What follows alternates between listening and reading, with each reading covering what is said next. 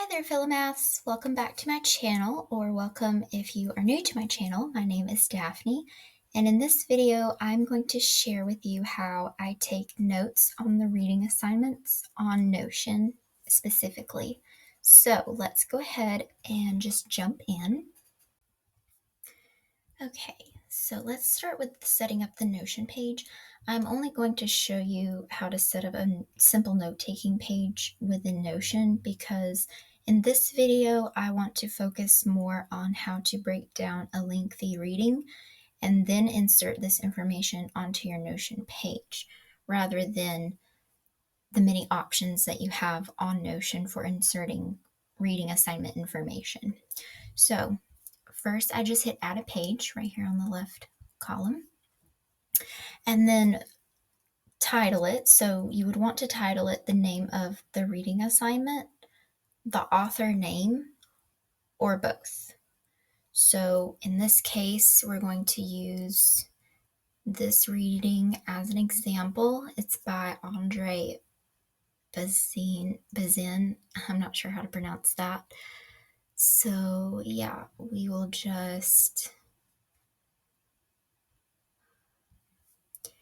go to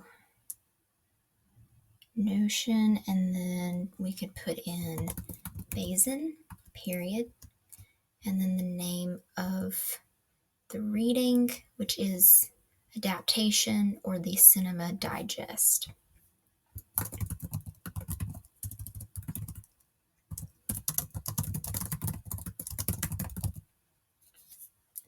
Okay, and then you'll want to hit empty page, and I like to enter. And then if you want, you can do full width. If not, that's fine, it's up to you.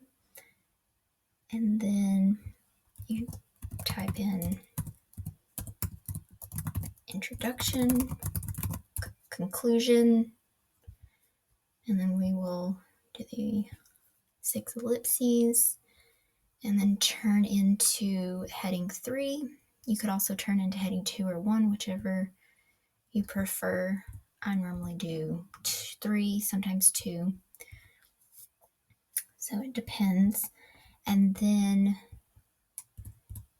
you will want to probably set up your paragraph headings here. And then if you want to, you could hit the ellipses again, go to color, and then color it. And that way it looks more sectioned off.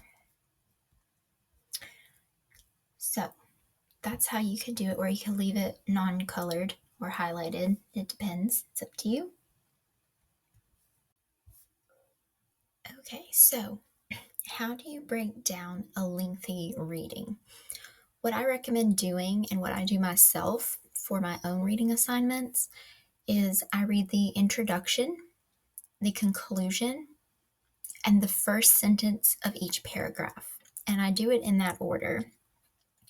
So for the introduction, you want to look for any key points, which are less likely to be in the introduction, but they may have 1 or 2 sentences in there that might help you with probably an essay more than an exam, but they might have something.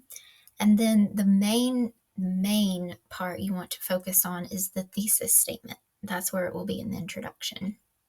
And that will share their opinion or their argument, whatever type of reading it is. And then for the conclusion, you want to note down any key points that are important or that might be on the exam, you think, that maybe was covered in class. And then pretty much the same thing for each paragraph, each first sentence is the same thing. You want to look at key points and make sure that you are touching on anything that might be in the lecture or anything that might be important for an essay question or for the exam. Okay, so let's go into the breakdown for the introduction. So for the introduction on this particular reading, for example, they are whoever Bazin mentions comparing paintings to photography adaptation to cinema. And that's something I thought would be important to note. And then also, I thought the first two sentences were important, as well as the argument, of course. So let's just take a look at the reading. So the first two sentences, and then he says, take painting, for instance. So he's sort of using painting and photography as the painting adaptation to compare to film and novel adaptations. And then, of course, the argument, which is going to be either usually the last sentence in the introduction paragraph, but sometimes it's before, it depends on how it's written. And then for the conclusion, I thought that these key points were important. So, plausible to say the author is lost in the adaptation. The 2050 critic would find not a novel out of which a play and a film had been made, but rather a single work reflected through three art forms. And then the sequence of adaptations does not take precedence. So those seemed important to note. And I'll scroll to the conclusion. So it's not actually labeled a conclusion, but it's the very last paragraph in the reading. So I recommend sort of going by that rule of thumb. If it's the last paragraph, then it's more than likely a conclusion paragraph. If you have no substantial conclusion heading to really make it obvious that it's a conclusion, just go to the last paragraph. And then, oh yeah, that's what I thought would be important from the conclusion. And also, I was trying to make this really quick. And it also depends on what the professor is asking you for an essay question or for an exam. So that will also depend, because if nothing about this is in the lecture, then it may not be important for the exam. If it's an essay question, then it may or may not be. Again, it just depends on the professor and the assignment that he or she assigns. And then for the first sentence of each paragraph breakdown, you want to note something important if there is something important in the first sentence. So in this instance, I just kind of copied, I think, what they wrote in part of what they wrote in the first sentence. So some artists refuse to sell book rights for film adaptations. And then paragraph 2, cinematic adaptation problems are not absolutely insolvable.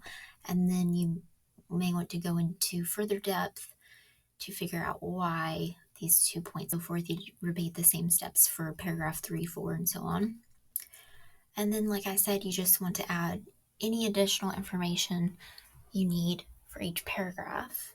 So you read the first sentence, and then you got an idea of what they were going to talk about in that paragraph, and then you just read more.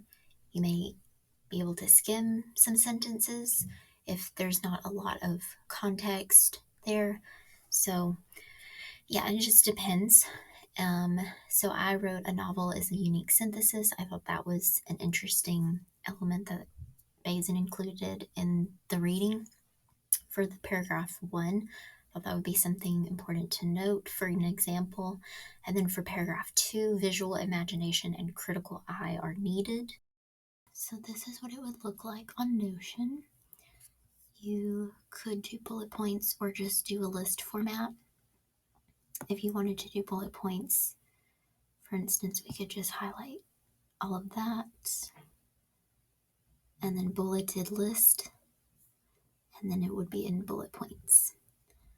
But yeah, that's what it looked like. And yeah, I hope this helped you stress less over future reading assignments, and I hope you enjoyed this video.